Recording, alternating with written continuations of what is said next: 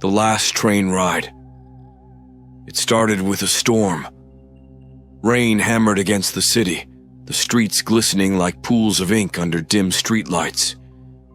I was stuck at the station, the last regular train gone without me, and the thought of spending the night on a cold bench weighed heavily on me. My phone was nearly dead, the battery blinking in accusing red, and even the station's sparse crowd had thinned to nothing. The isolation wrapped around me like a damp cloak. I paced the empty platform, my shoes scuffing against the grimy tiles. A voice crackled over the PA system, hoarse and distorted, like static given form. Special service train arriving at platform 3. My heart leapt. Relief, unexpected and sweet, swept over me. The train meant I wouldn't be stranded after all. I followed the signs to platform 3, my footsteps echoing in the cavernous space. Yet, as I descended, something shifted. The fluorescent lights buzzed angrily, flickering overhead. Shadows stretched unnaturally long across the walls, and the air grew colder with each step.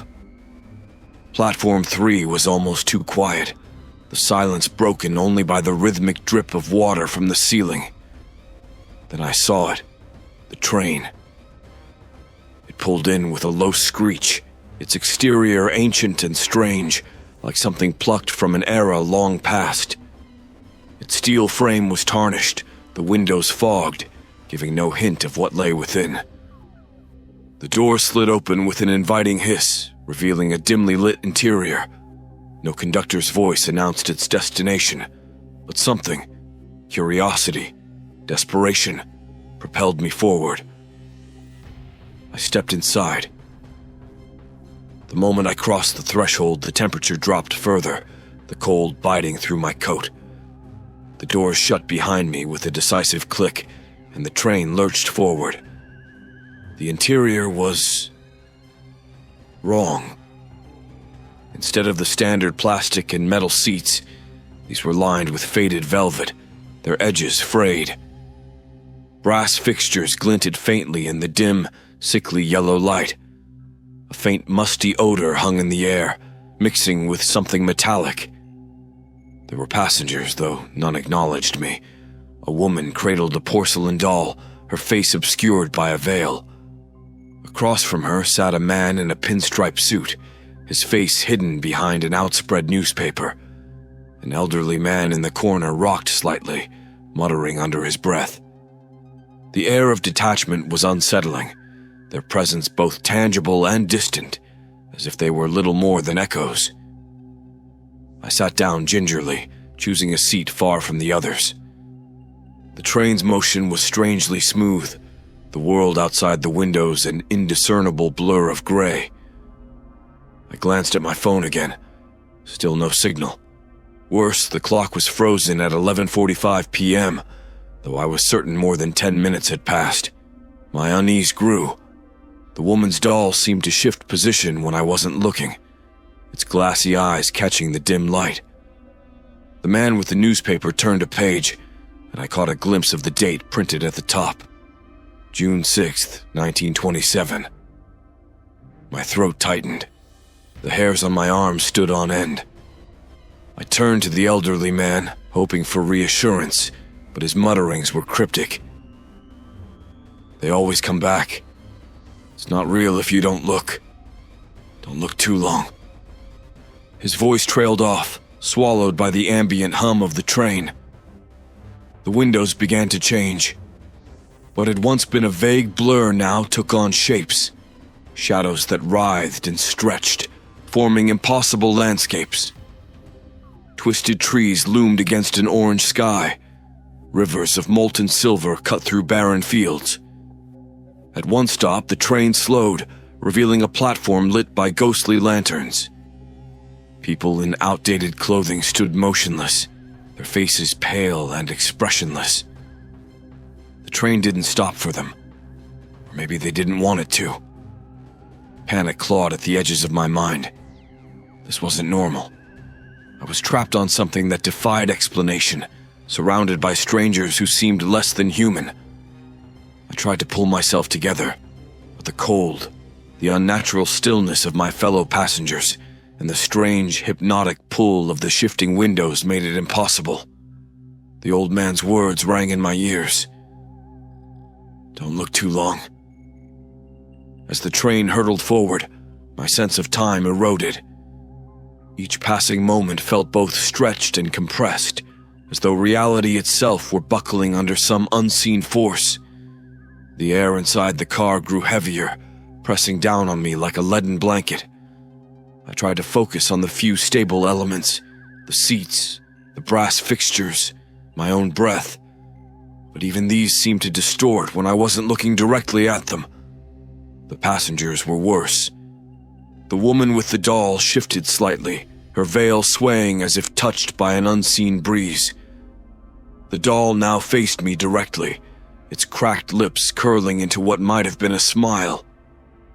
The man with the newspaper folded it neatly, revealing a face so blurred it was as if his features had been smudged out of existence. I stood abruptly, the urge to escape overwhelming. I reached for the door connecting to the next car, but it wouldn't budge. The brass handle burned cold against my palm, and a low hum vibrated through the frame. The train slowed again, and I turned to the window. Another station loomed, this one even stranger. A single lantern flickered at the platform's edge, casting a dim glow over the scene. Figures stood there, frozen mid-motion, their limbs unnaturally bent. One turned toward me, or at least its head did, swiveling unnaturally far on its neck.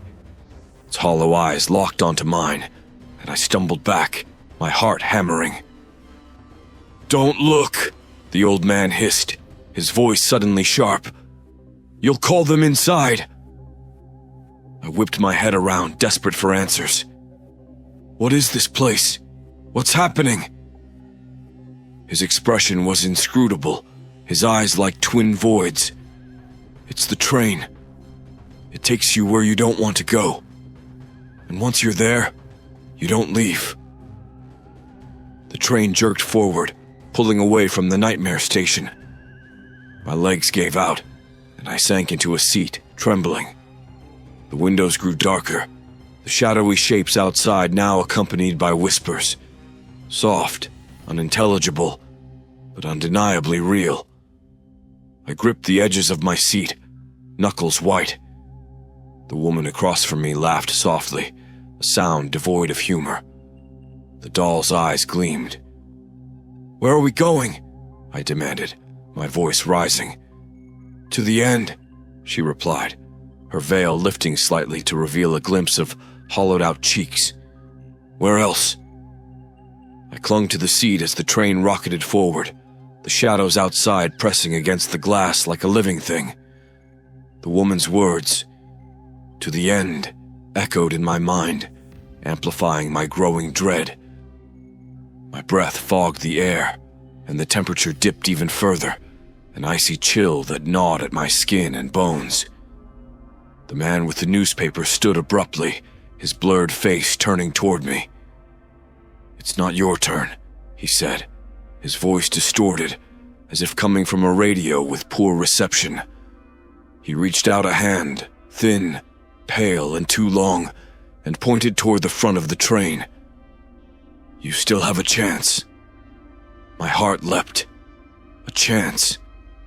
I wasn't sure if I believed him, but the prospect of action, of doing something, was better than sitting paralyzed.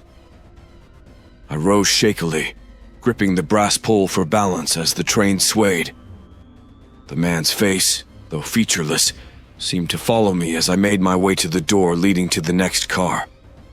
The old man's warning rang in my ears. "Don't look too long." The door resisted at first, its handle ice-cold beneath my fingers, but it gave way with a reluctant groan. I stepped into the next car, the sound of the door slamming shut behind me reverberating like a gunshot. This car was worse. The walls were covered in peeling, floral wallpaper, and the seats were lined with deep red cushions, stained with something dark and sticky.